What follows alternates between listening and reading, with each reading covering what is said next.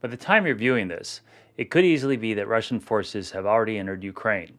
Should this come to pass, it marks a clear downward turn in Russia's prospects under the regime of Vladimir Putin for meaningful global influence. Of course, many analysts will suggest otherwise. The growing military assertiveness of authoritarian states like Russia and China is often cast as a sign that these countries' rise and America's decline on the global stage is in fact a reality. But such interpretations miss a variety of more fundamental issues. Considering just what a Russian invasion of Ukraine will mean at the ground level, no one doubts that Russian forces can overwhelm Ukraine's army and likely claim a relatively quick victory. But what happens afterwards? It will be great PR for the Kremlin to distract ordinary Russians from the regime's problems and proclaim the resurgence of Russia's sphere of influence. But that will be at best a short-lived windfall and only significant to a domestic audience. As the U.S. learned at great cost in countries like Iraq and Afghanistan, invasions are easy enough for a superior military force.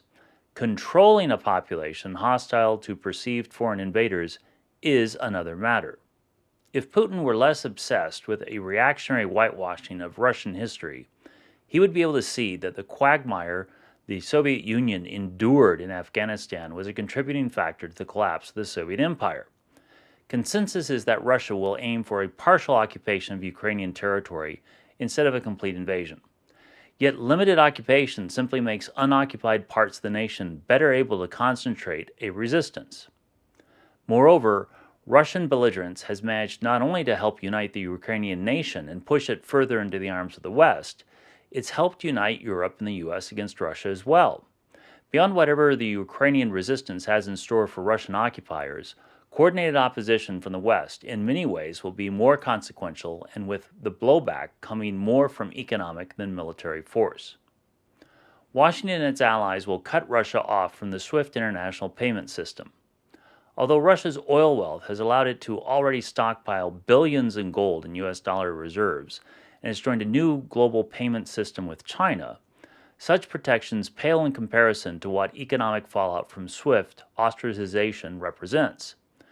Russia's Nord Stream 2 natural gas pipeline into Europe will add more collateral damage.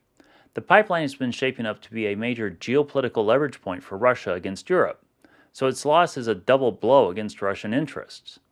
Germany, which sits on the receiving end of the pipeline, is sure to prohibit gas flowing in if the European Union is forced to counteract Russian aggression at its borders. Sanctions against Putin and his oligarch backers, even though not that punishing in current form, will become far more severe. In combination with the other economic penalties, stronger sanctions will hit Russia's moneyed elite where it especially hurts.